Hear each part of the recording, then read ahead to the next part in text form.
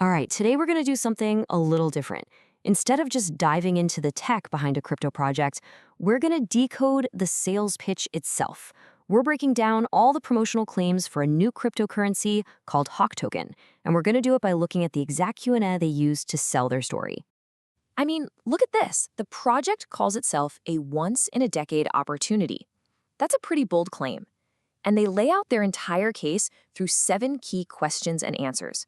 So our approach here is going to be super simple. We're just going to walk through their claims, one question at a time, to really understand the story that they're trying to tell.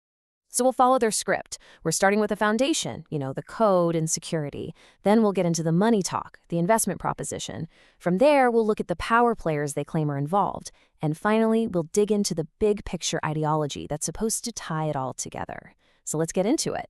Okay, first up, the foundation.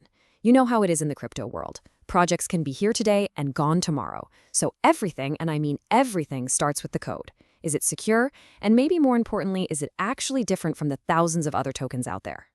And that's exactly the first question they pose in their own materials. In a space where security can make or break everything, it's really the only logical place for them to start the conversation.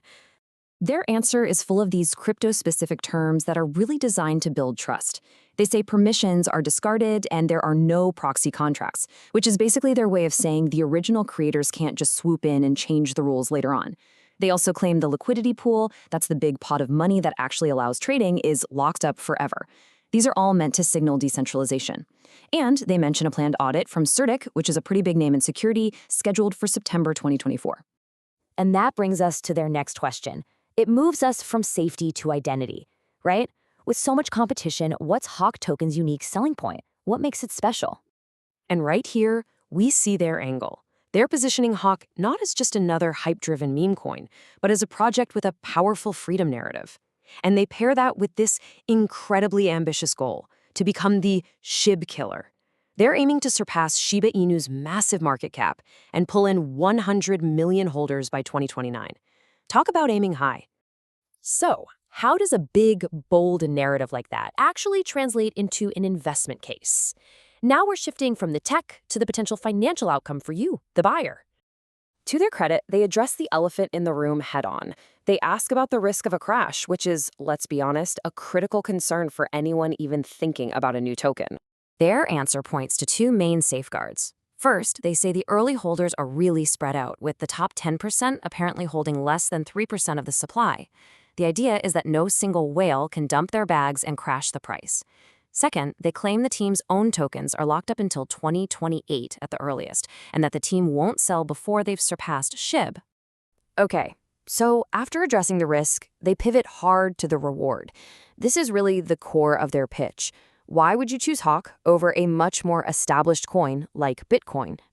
And the pitch is just incredibly bold. Their materials are out here dangling the possibility of 10,000x returns. No, that's not a typo. 10,000 times your investment. It's a number that's designed to make you stop in your tracks and just scream, high risk, high reward. And to really drive that point home, they make the ultimate historic comparison.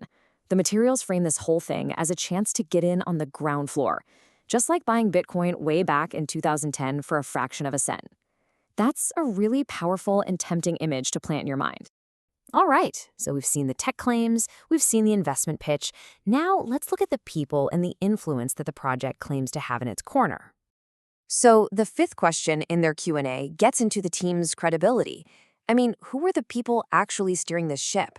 For a project this big, you'd expect some heavy hitters. And they claim they've got them.